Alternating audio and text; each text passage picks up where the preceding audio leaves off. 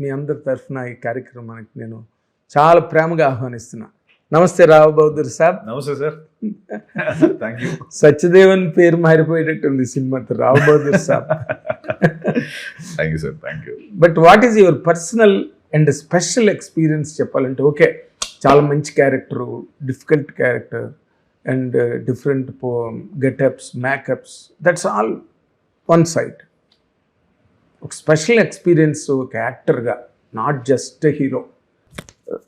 Sir special experience అంటే డెఫినెట్గా ఇందాక కూడా నేను చెప్పింది ఒక్క ఆస్పెక్ట్ ఏంటంటే sir, for the first time నేను చేసిన అన్ని సినిమాల్లో ఇది కంపల్సరీ నేను చేయలేదు అని నాకు అనిపించింది సార్. చేయలేదని, ఇది నేను చేయలేదు, ఇది అసలు చెయ్యలేదని. ఇది నేను చేయలేదు, ఇది అసలు అంటే ఏవో కొన్ని చిన్న చిన్న నువాన్సెస్, చిన్న చిన్న ఒక ఆస్పెక్ట్స్ ఉంటాయి కదా సార్, అవి ఎప్పుడు నేను అలా చూసుకోలేదు. సో ఎందుకంటే అది చాలా కొత్తగా అనిపించింది, అవుట్ ఆఫ్ బాడీ ఎక్స్పీరియన్స్ లా అనిపించింది అనమాట. అది మేబీ ఆ ట్రాన్స్లో అలా చేసేసానా ఏంటి.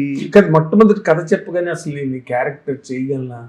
అసలు కథ చెప్పగానే నేను అసలు నేను చేయలేనిది అంటే చేయగలను అంటే లోపల ఉన్న కాన్ఫిడెన్స్ వేరు. బట్ నువ్వు అనుకుంటున్నట్టు నువ్వు లోపల ఏదైతే అనుకున్నావు అది నేను క్రియేట్ చేయాలంటే ఇది యుద్ధాలు జరగాలి దీనికి. అంటే మనిషి చాలా ట్రాన్స్ఫార్మ్ అయిపోవాలి, మెంటలీ చాలా ట్రాన్స్ఫార్మ్ అయిపోవాలి. చాలా అసలు ఫస్ట్ నువ్వు ఎలా రాసావు గురు ఈ కథ అంటే చాలామంది, నేను మాహా చెప్పిన కొంతమంది పెద్ద పెద్ద బిగ్ షాట్స్ ప్రొడ్యూసర్స్ మన దాంట్లో తెలుసు, వాళ్ళందరితో నేను అప్పుడప్పుడు మాట్లాడినప్పుడు ఫస్ట్ ఆఫ్ ఆల్ ఆ కథ ఆ మనిషి ఎలా రాశాడో నాకు ఇప్పటికీ అర్థం కాదు. అంటే ఆ ఏజ్కి ఎంతో చూసేసి, ఎన్నో దెబ్బలు తినేసి, లేకపోతే మైండ్ అంత ఉంటే కానీ రాయలేరు ఎవరు ఆ కథని. అంత అంటే mind should be so matured enough ఆ ఏజ్లో అది రాసాడు అతను. ఎలా రాశాడో తెలియదు ఎవరైనా ఆ కథ విన్నప్పుడు ఎలా రాసావు ఈ కథ అని అడగకపోతే నేను ఇప్పుడు అడగలేని చూడలేదు. అడగని వారు లేరు సార్. దట్స్ ఎగ్జాక్ట్లీ ఆ కథ తాలూకా ఇది. నేను కూడా అంతే. ఫస్ట్ అసలు నువ్వు ఎలా రాసావు ప్రతి లైన్ కూడా సార్ అందులో రిచ్నెస్ ఉంటుంది. ప్రతి లైన్కి దానికి సెటప్ ఉంటుంది, పే ఆఫ్ ఉంటుంది, సెటప్ ఉంటుంది, ఒక చిన్నది ఏదో ఒక సినిమాలో ఉండే ఒక బేసిక్ మినిమం స్టఫ్కి కూడా ఒక రీజన్ ఉంటుంది. అలా అంటే మరీ అంటే ఒకటే, that is the love towards the craft, the love towards audience. Rao Bahadur అనేది నేను ఇందాక కూడా చెప్పాను, మా సైడ్ నుంచి ఆడియన్స్ మేము ఇస్తున్న ఒక ప్రేమ లేఖ. 5 ఏళ్ళ పాటు ఒక సినిమాని మోసుకుంటూ నేను ఈ సినిమానే తీస్తే అనుకున్న ఒక దర్శకుడు, మార్నింగ్ 3 గంటలకు లేచి 5 గంటలు మేకప్ వేసుకొని 12 గంటలు పనిచేసి 80 రోజులు అలా పనిచేసిన ఒక నటుడు. ఎందుకు ఇంత చేయాలనుకుంటున్నామంటే మీ మీద ఉన్న ప్రేమ. ఆ ప్రేమను మేము ఒక వస్తు రూపంలోనో ఒక దృశ్య రూపంలో చూపించాలంటే రావు బహదూర్. అంతే కదా సార్. అంటే ఇప్పుడు నువ్వు అన్నప్పుడు కూడా నటుడు అన్నావు సార్, ఒక దర్శకుడు, ఒక నటుడు అని.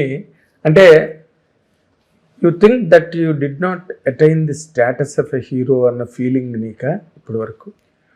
లేదు సార్, అలా ఏం లేదు.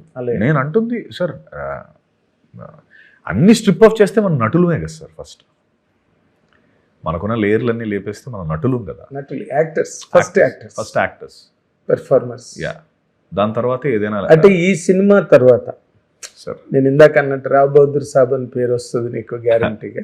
For the effort you have put in sir. ఇది హ్యూమన్స్ టాస్క్ అంటారు చూడు. అవును సార్. అంత హెర్క్యులియన్ టాస్క్. అవును సార్. అది దీని తర్వాత నీకు వచ్చే ఇమేజ్ని గనక నువ్వు ఊహించుకుంటే what kind of an image will it be tomorrow?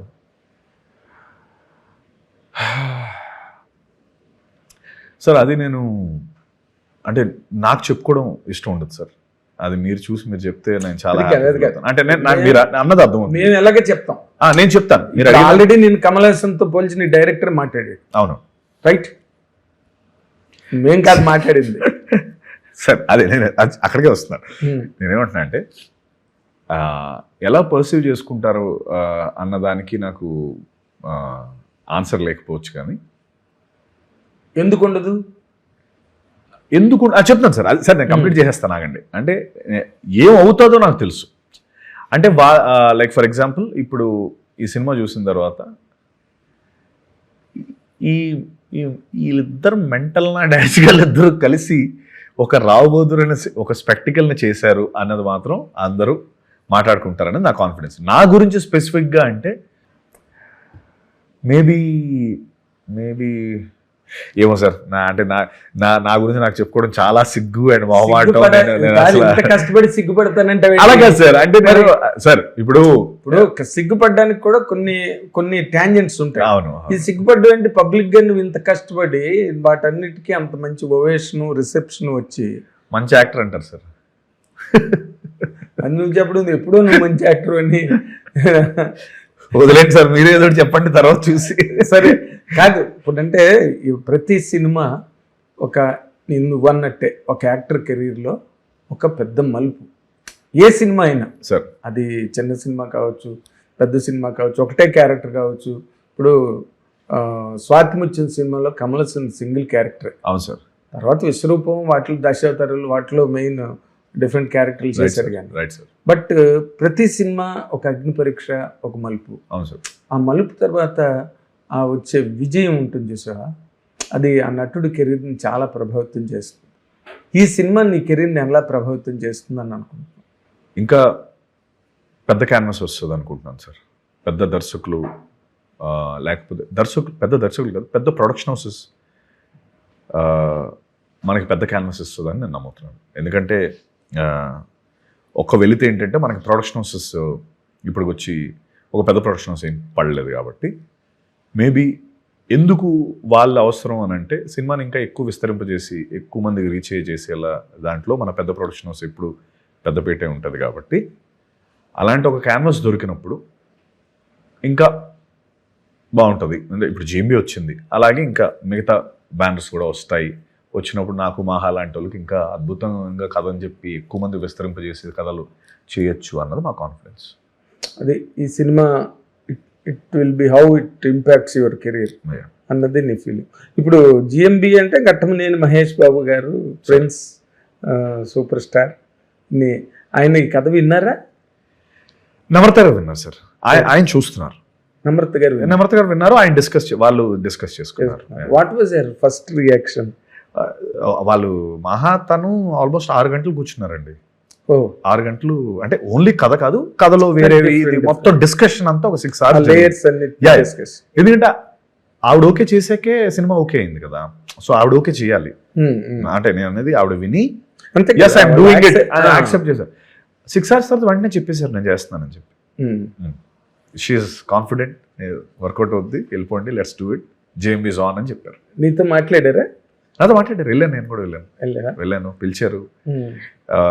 How will you do this అడిగారు. అంటే ఏదో ఇంకా అందరికీ వచ్చే ఫస్ట్ అవుట్ అదే, ఈ మ్యాడ్ ఫెలో ఎవడు చేయబోతున్నాడు, హూ ఇస్ దట్ గై అన్నది. అది ఫస్ట్ భయపెడుతుంది సార్, అది భయపెట్టేది మంచిది అనేది నా ఫీలింగ్. భయపెట్టింది ఇందులో అదే సార్, అంటే ఆ రామప్ప అనే ఒక అదే మన ట్రైలర్లో ఒక లైన్ ఉంటుంది, భ్రమలు, భయాలు, ఆవేదనలతో సతమతం అవుతుంటే అది మనం అంటే ఇప్పుడు ఎలా చూపిస్తాం సార్, అంటే లైక్ విజువల్గా చూపించేటప్పుడు వాడికి ఇన్నున్నాయి problems, at the same time వాడొక సేమ్ ఫెలోనే, అట్ ద సేమ్ టైం ఆడొక దీనికోసం పరితపిస్తున్నాడు, ఒక ఆన్సర్ కోసం. ఆ ఆన్సర్ కోసం వాడు అందరినీ జమీందార్, వాడు పెద్ద కింగ్, వాడు రాబోదూర్ వాడు.